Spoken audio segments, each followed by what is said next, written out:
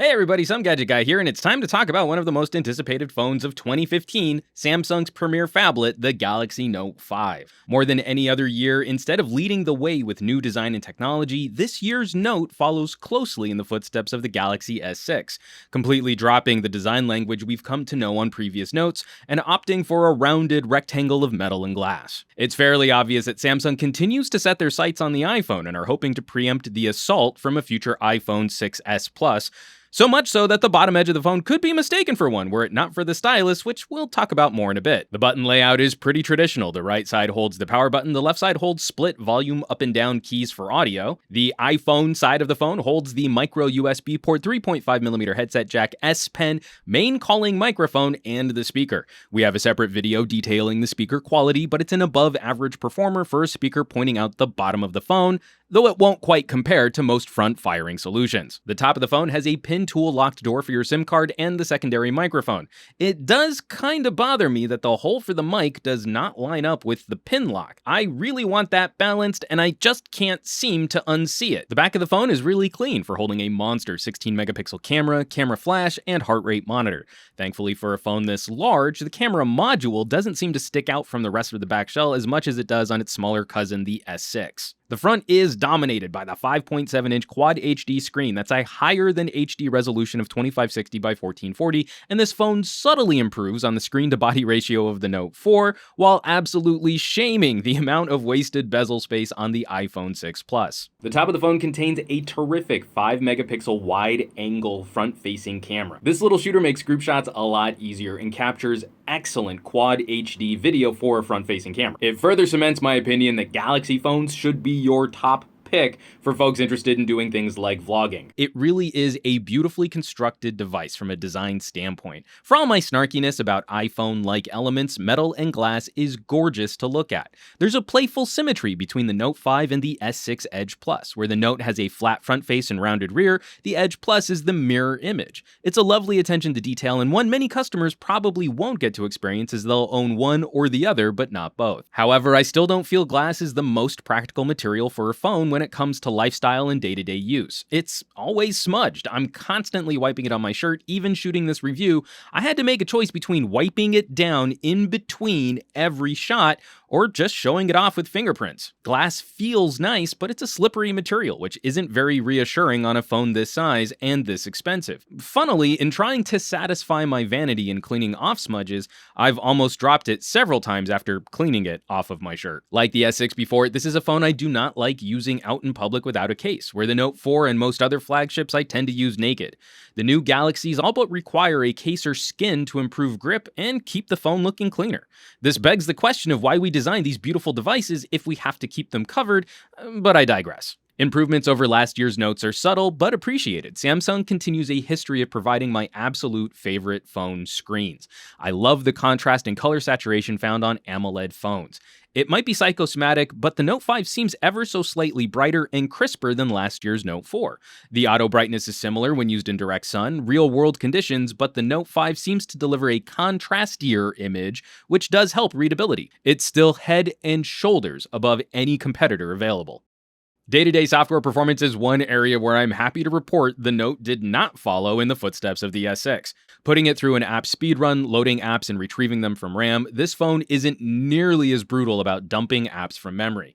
This phablet feels far less like it's struggling to open services. This could be a benefit of Android 5.1, or it could be that Samsung coded a different kernel thanks to the additional RAM, but it's appreciated speed. Sliding through the UI, most of the egregious gremlins from the S6 seem to be ironed out, and there were far fewer instances of multitasking lag or moments when the phone would lock up, pulling the notification tray or unlocking the device. I want to get over my TouchWiz angst, but there are still decisions which irk me in this user interface. Why doesn't my app drawer automatically alphabetize when I install or uninstall apps? Why won't Samsung give me a list view for my settings? Why continue bolting Flipboard to my home screens by default? It does come with the benefit of the best split screen mode available on any phone, and I'm still a fan of features like Smart Stay. I have to give Samsung a nod here as they still allow you to completely mute the phone via the volume rocker Google Please Return This functionality, and I'm happy to see the alarm confirmation pop-up returns. I still can't figure out why Samsung got rid of this on the S6. When in an app, this phone is an absolute monster. It provides the smoothest playback I've seen yet for games like Marvel Future Fight. It's impossible for me to properly show off on camera, but going from an LG G4 to the Note 5 for gaming was like moving from a nice console to a proper gaming PC. PC Master Race for life. Call quality is solid. The earpiece speaker is clear, decently loud. No one's complaining about calls from my end with excellent noise reduction capabilities. I'm getting good reception in my neighborhood with solid LTE data speeds on at&t's network. I'm pleased to see that the build materials and antenna cutouts on the Note 5 actually seem to improve overall reception over the Note 4 to the tune of around 8 dB according to the built-in monitoring. Battery life has been difficult for me to pin down. When performing artificial tests, especially ones where the phone can just work on one thing at a time, it does really well. Like on our video streaming test, streaming 30 minutes of HD video over Wi-Fi at 50% brightness, it used 7% of its battery, keeping it right in line with phones like the LG G4, which has the same size battery but a slightly dimmer screen. In daily use, managing multiple email accounts, a ton of social media, regularly using the camera, listening to music and podcasts over Bluetooth, and daily turn-by-turn navigation, I can't quite seem to last as long as I could with the G4. This is completely subjective use, of course, and everyone's experiences will be different, but the Note's power efficiency advantages really only seem to show when the phone can calm down for longer periods of time. More mixed and intermittent use seems to mean more battery draw from the more powerful parts of the phone. At any rate, it's a better performer now than the Note 4 with Android 5.0, so I guess we'll call this progress. While the phone can last me through the day, usually getting me to dinner time, quick charge capabilities work really well for topping off throughout the day. 15 minutes on a car charger here, 10 minutes on a portable battery there. After using the Galaxy S6 Active, I would prefer a physically larger battery, but in a jam, it doesn't take long to get even a completely dead phone back up and running. I don't have any fast wireless chargers to test, but the phone slow charges great with my old Nokia Qi charger, another handy way to top off the device during the day. The fingerprint scanner is definitely improved over its predecessor, and we no longer have to swipe the home button to unlock the phone. I found this is a slightly more difficult reader to use than the one on the S6, as the phone is larger. When training the phone to recognize a thumb, for example, you really want to make sure you're scanning the edges and sides, as that's what we'll touch when trying to unlock one-handed. Still, there's something which makes me a little nervous about balancing a phone this tall and slippery onto the bottom of my hand to reach that scanner. It makes the whole setup a bit top-heavy, and I've returned to a pattern unlock which allows me to keep more of the phone in my hand when unlocking the screen. Unfortunately, I've not been able to sign up for Samsung Pay, but I am looking forward to trying it out, and I'll cut a separate video once that service goes live for me. The camera is pulled largely from the Galaxy S6. It's the first time a Note has followed behind a Galaxy S. We have a whole separate video detailing the video and photo quality from this camera. It's the most comprehensive review of the camera quality available online, and there's a link to that video in the description notes below this video. It's a solid performer, but will feel like evolution, not revolution, to folks using the Note 4. Again, subtle improvements over the S6, like the addition of shutter speed control and the ability to shoot RAW photos. We also get a handier exposure control. Once you tap on the screen to focus, a little slider pops up, allowing you to make the scene brighter or darker. It's another handy trick, borrowed from the iPhone, but it makes sense to use a slider like this for fast adjustments. It'll stand as one of the best phone cameras of the year, but storage issues can creep up fast. 25 RAW photos or 3 minutes of UHD video will eat up a gig of storage, and the phone only starts you off with 25 gigabytes available to the user out of the box. The defining hardware feature of this phone also gets some software improvements. If there's a question as to why someone might want to step up to a larger screen, Samsung still has the single best productivity answer for why your phone requires both of your hands with the S Pen. A beautiful, fluid, pressure-sensitive, inductive stylus which has no rival. We get a pretty new menu with more user-defined shortcuts and controls. I'm not sure how I feel about this defocusing effect. After using the Note 4 for so long, it feels like a temporary distraction away from the content I was looking at. And part of this boils down to the fact that I was just used to the old floating Air command menu, but the whole S Pen experience feels slower. Even extracting the S Pen feels over-engineered and takes an extra step.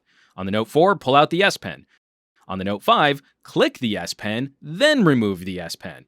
It's first world problem-y to complain about adding such a small step, but the Note 4 had this usage pretty well solved, and the Note 5 doesn't feel like an improvement. Of course, we have to talk about pen gate, where if you insert the stylus backwards, it can damage the sensor in your phone and lock the stylus in place. I feel it's important to continue discussing this hardware flaw as there's no margin for error. The S Pen slides in backwards with zero resistance. Again, we did not have this issue on the Note 4, which gave you plenty of tactile feel that you were doing it wrong. The reply, just don't do that, or read the fucking manual, is insufficient to properly describe a situation which breaks a $750 phone the only time it might happen. This means removing the S Pen requires more attention, and reinserting the S Pen requires more focus. You can't just rely on tactile feel because the phone won't warn you with tactile sensations. Are the doom and gloom flame bait articles overblown? Absolutely. Is this something I feel should dissuade you from buying this phone? Absolutely not. Was Samsung's reply to this issue grossly inadequate considering this is a premier expensive luxury device and affects the phone's signature feature? Yup, big time. Are you tired of me asking and answering my own questions? Let's move on. For all the discussion of what's in the phone, no review can be complete without talking about what's been removed. No IR blaster to use this phone as a universal remote. This was a personal bummer for me, as that is a feature we really do use in our home to control all the gear connected to our TV. If I were to omit a sensor, I'd rather dump the heart rate monitor, as a super large phone made out of slippery glass sounds like the last device I'd want to sweat all over in a gym. No SD card expansion. Again, a bummer, as 25 gigabytes of user-accessible storage really does have a chilling effect on using features like the amazing camera, filling the phone up with audio and video, or loading up all your favorite apps and games. You can add another 32 gigabytes of built-in storage for the not low price of $100, but that doesn't feel like a great solution when a super high-speed 64 gigabyte card will sell for less than $40. I wouldn't expect a removable battery in a phone with a glass back, but a larger battery capacity would have been appreciated, especially after using the Galaxy S6 Active, which does have a larger battery than the one found inside this phablet. So where's that leave us with the Galaxy Note 5? The largest hurdle facing this phone has little to do with the actual phone and everything to do with user expectations. The Note name carries a legacy of being a bleeding-edge technology platform, a no-compromises, everything-in-the-kitchen-sink approach to building a portable computing device. A number of people turned to the Note and only used a fraction of its total feature set.